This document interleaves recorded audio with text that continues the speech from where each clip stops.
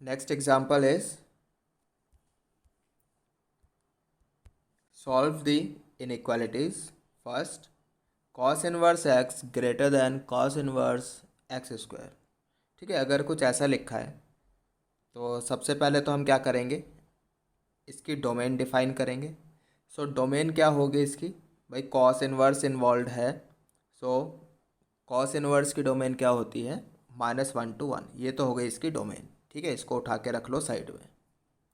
Now अब अगर हम ये कॉस इनवर्स यहाँ से हटाते हैं, सिंस कॉस इनवर्स एक्स का जो ग्राफ है वो डिक्रीजिंग होता है ना। जब हमने ग्राफ किए थे तो मैंने बताया था, इसको भी हमें ध्यान में माइंड में रखना है कि कॉस इनवर्स एक्स का ग्राफ डिक्रीजिंग होता है। इस तरह से इनइक्वालिटी सॉल्व करने में हेल्पफुल होता है। तो अगर डिक्रीजिंग ग्राफ है और फिर हम ये कॉस इनवर्स यहाँ से हटा रहे हैं, तो ये जो इनइक्वालिटी साइन आपका होगा ये क्या होगा, चेंज हो जाएगा। ग्रेटर देन का है तो लेस देन हो जाएगा। ठीक है, so x less than x square. So x को इधर ले आओ, we get x square minus x greater than zero. X common लिया, we get x x minus one greater than zero. Number line पे पॉइंट्स प्लॉट किए, यहाँ से zero आएगा, यहाँ से वन आएगा। ठीक है, सो सॉल्यूशन कितना हो जाएगा इसका, वन से बड़ा एंड जीरो से छोटा। ठीक है, according to this inequality sign ऐसे लगाओगे ना, पॉजिटिव नेगेटिव पॉजिटिव, तो वन से बड़ा जीरो से छोटा विद ओपन, यहाँ पर क्या है, ओपन सर्कल है। ठीक है, hollow circle, one and zero include नहीं है। अब हमें इस डोमेन के साथ लेना है इंटरसेक्शन। अब डोमेन क्या है, -1 से 1, -1 से 1। फिर एक सॉल्यूशन ये है हमारे पास, 1 से बड़ा एंड जीरो से छोटा। अब इसका आप क्या करो, इंटरसेक्शन लो। तो इन दोनों में कॉमन क्या है, ये वाला पार्ट, ये वाला पार्ट कॉमन आ रहा है दोनों में। सो यही आपका आंसर हो जाएगा, -1 से जीरो। -1 दोनों में ही है, इधर भी -1 आ जाएगा, इधर भी, तो ये इंक्लूड हो जाएगा। जीरो आपका इस वाले सॉल्यूशन में नहीं है और यहाँ पर है, तो ये इसके साथ क्या आएगा, ओपन। बिकॉज इंटरसेक्शन तो क्या है, दोनों में होना चाहिए ना।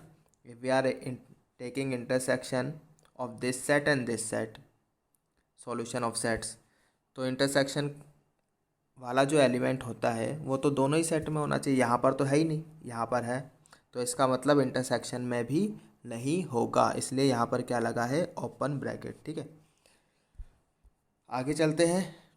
tan inverse x greater than cot inverse x. ठीक है, अब यहाँ पर तो tan इनवर्स एक्स है, यहाँ कॉट इनवर्स एक्स है, तो दोनों को सेम टी रेशियो में कन्वर्ट कर लेते हैं। यहाँ पर हमने क्या करा, आइडेंटिटी यूज़ करी। आइडेंटिटी है ना हमारे पास, tan inverse x plus cot inverse x equals to 90, वो वाली यूज़ कर ली। तो इसको लिख सकते हैं 90 माइनस tan इनवर्स एक्स। तो ये माइनस tan इनवर्स एक्स इधर जाएगा, we get 2 tan inverse x greater than 90, ये 2 नीचे आ गया, we get tan inverse greater than π/4। ठीक है, अब आप क्या करो, ये tan इनवर्स एक्स का ग्राफ बनाओ। tan इनवर्स एक्स का ग्राफ ऐसा होगा। ठीक है, आई होप अब ग्राफ पता चल गए आपको कैसे बनते हैं। और राइट साइड में लिखा है π/4 दिस, तो ये π/4 आप लाइन ड्रॉ करो। π/4 ऐसी लाइन जाएगी। ठीक है, this is y equals to π/4। अब आप देखो कि इसने π/4 ने इस ग्राफ को कहाँ पे कट किया, इस पॉइंट पर, तो इसके क्रॉसपोंडिंग x की वैल्यू क्या है। तो जब आपने tan inverse x equals to π/4 रखा तो x कितना आ जाएगा, 1। ठीक है, तो यहाँ आ रहा है 1। हमें तो क्या चाहिए, tan इनवर्स x का ग्राफ π/4 से बड़ा चाहिए, तो बड़ा क्या है, 1 से आगे आगे। जब x की वैल्यू 1 से बड़ी है तो ग्राफ π/4 से ऊपर है ना। तो सॉल्यूशन हो जाएगा 1 to infinity and of course 1 is not included. यहाँ पर ओपन सर्कल बनाना, बिकॉज यहाँ पर इनइक्वालिटी साइन कैसा है, greater than. Got it. So 1 to infinity, ये आपका आंसर हो गया इसका। Next, arc cot square x minus 5 arc cot x plus 6 greater than 0। ये आर्क लिखने का क्या मतलब है, इसको हम ऐसे लिखते हैं, इनवर्स। आर्क कॉट लिखने का मतलब है कि cot inverse. In some books you will find कि आर्क लिखा हुआ है, इसका मतलब है इनवर्स। Got it. तो cot inverse x whole square लिखा है, यहाँ पर 5 cot inverse x plus 6 greater than 0। तो ये तो कॉट इनवर्स एक्स में क्वाड्रेटिक है ना। फैक्टराइज करो इस तरह से, दो फैक्टर बन जाएंगे, cot inverse x -2 into cot inverse x -3। ठीक है, तो यहाँ से क्या होगा, 2 पॉइंट्स आएंगे 2 and 3, cot inverse x equals to 2 and 3। तो यहाँ पर नंबर लाइन पे प्लॉट किए 2 and 3। According to this inequality sign solution कैसा हो जाएगा, 3 से बड़ा एंड 2 से छोटा, ठीक है, with hollow circle, open circle है यहाँ पर। फिर हमने क्या किया, कॉट इनवर्स एक्स का ग्राफ बनाया। कॉट इनवर्स एक्स का ग्राफ ऐसा बनेगा, ठीक है, ये पाई लाइन जा रही है। तो पहले हम इस 3 के लिए ले रहे हैं, फिर हमने y इक्वल्स टू 3 एक लाइन बनाई ऐसे, ठीक है। तो इस लाइन ने इसको कहाँ पर कट किया, कॉट इनवर्स एक्स को कॉट 3 पर, ठीक है। तो इसको क्या करोगे, इक्वल्स टू 3 रखोगे, तो वहाँ से x कितना आ जाएगा, कॉट 3। तो इसके क्रॉसपोंडिंग x की वैल्यू आएगी कॉट 3, ठीक है। तो हमें यहाँ पर ग्राफ कैसा चाहिए, 3 से बड़ा, cot inverse x should be greater than this. तो कॉट 3 से पहले पहले ग्राफ इस लाइन के ऊपर है, मतलब यही वाला सॉल्यूशन है, -∞ से लेकर cot 3 with open bracket. Got it.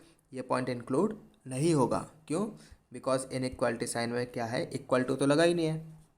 I hope it is clear. फिर आप इसके लिए भी ले लो। फिर यहाँ पर फिर हमने कॉट इनवर्स एक्स का ग्राफ बनाया, y equals to 2 line draw करी, फिर इसके क्रॉसपोंडिंग यहाँ पर x की वैल्यू देखी क्या आएगी, कॉट 2 आ जाएगी। तो ग्राफ कैसा चाहिए, लेस देन चाहिए, यहाँ से तो होगा ना 2 से छोटा, cot inverse x less than 2 है इसका मतलब। तो इस लाइन के नीचे ग्राफ यहाँ से आगे है, तो यानी कि कॉट 2 टू इन्फिनिटी, कॉट 2 से इन्फिनिटी तक का जो ग्राफ है वो y इक्वल्स टू 2 से छोटा है। तो final answer this union this, ये आपका आंसर हो जाएगा दोनों को मिला के। आई होप कि समझ में आ गया, ठीक है।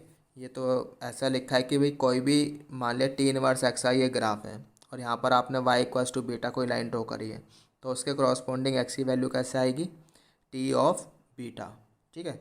जैसे यहाँ पर हम कॉट इनवर्स का यूज़ कर रहे हैं, है ना, टी की जगह कॉट यूज़ कर रहे हैं, और y इक्वल्स टू बीटा की जगह 2 यूज़ कर रहे हैं, तो हमने लिखा है ना कॉट 2, तो वो ऐसे लिखते हैं। और x के क्रॉसपोंडिंग यहाँ पर क्या वैल्यू आएगी, मान लो यहाँ पे अल्फ़ा लिखा है तो इसके क्रॉसपोंडिंग बस यहाँ पर x की जगह अल्फ़ा लिख दिया, इतना आ जाएगा। आई होप पिक्चर क्लियर है, ये जो एग्जांपल किया है हमने समझ में आ गया है। आगे चलते हैं।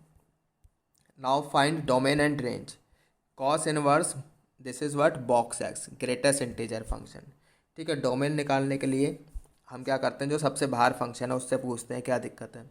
कॉस इनवर्स के पास आ जाओ, हाँ भाई क्या दिक्कत है, दिक्कत से मतलब कि ये कहाँ पर डिफाइन है, ठीक है। तो क्या बोलेगा ये, ठीक है, जो इसके आर्गूमेंट में लिखा है वो -1 से 1 के बीच में होना चाहिए, ठीक है। कॉस इनवर्स की डोमेन है ना -1 से 1, ठीक है। तो box x should B -1 to 1। अब बॉक्स के पास आ जाओ, इससे पूछो क्या दिक्कत है।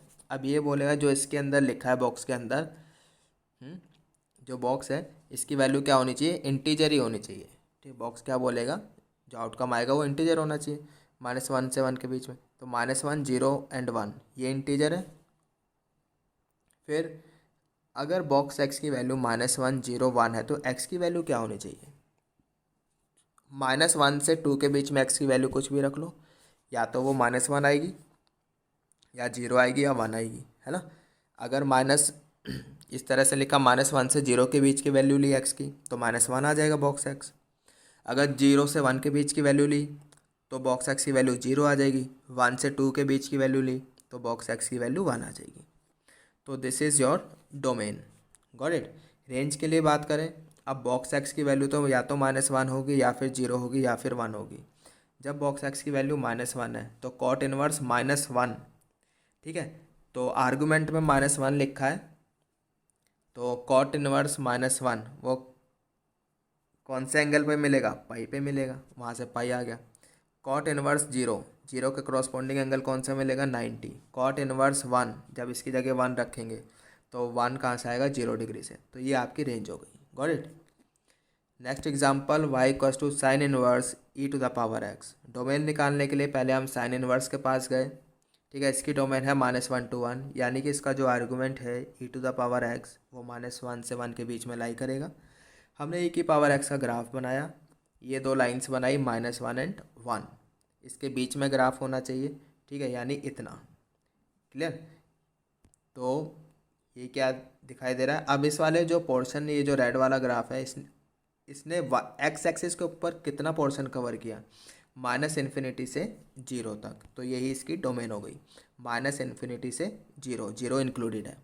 अब रेंज की अगर बात करें तो पहले रेंज में क्या करते हैं? कंपोजिट फंक्शन है, पहले अंदर वाले फंक्शन को देखते हैं। अब इनसाइड टू आउटसाइड जाते हैं।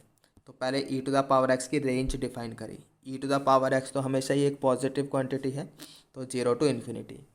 फिर हमने बाहर क्या लिखा है? Sine inverse. तो साइन इनवर्स एक्स का ग्राफ बनाया, कुछ इस तरह से बनेगा, और जीरो से इन्फिनिटी तक का ग्राफ रखा।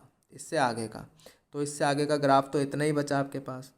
अब रेंज देखनी है तो देखा कि ये वाला जो शेडेड वाला ग्राफ है, इसने वाई एक्सिस के ऊपर कितना पोर्शन कवर किया? तो इसने तो जीरो से 90 तक किया है। तो यही आपकी रेंज हो गई, जीरो से लेके 90, 90 इंक्लूडेड है। So this is what your range. I hope it is clear. Next, cos inverse fractional part of x. तो डोमेन की अगर बात करें भाई, कॉस इनवर्स के पास आ जाओ तो क्या बोलेगा? इसका जो आर्गूमेंट है डेट शुड बी -1 से 1 के बीच में होना चाहिए। फिर तो आप यहाँ पर एक्स की कुछ भी वैल्यू रखो, वो हमेशा ही -1 से 1 के बीच में रहेगी, है ना, 0 से 1 के बीच में ही रहेगी। एक्स की कुछ भी वैल्यू रख लो। तो यानी कि डोमेन तो क्या हो गई? आर। अब रेंज की बात करें, रेंज निकालने के लिए पहले हम फ्रैक्शनल पार्ट फंक्शन के पास गए, because inside to outside move करते हैं। तो इसकी रेंज क्या है? 0 से 1, 0 इंक्लूडेड 1 इंक्लूडेड नहीं है। फिर हम बाहर गए, कॉस इनवर्स के पास इसका ग्राफ बनाया, और 0 से 1 के बीच का ग्राफ रख लो। 0 से 1 के बीच का ग्राफ रख लिया, बाकी हटा दिया। फिर देखा कि इस वाले ग्राफ ने वाई एक्सिस पर कितना पोर्शन कवर किया? तो 0 से 90 तक का पोर्शन कवर किया।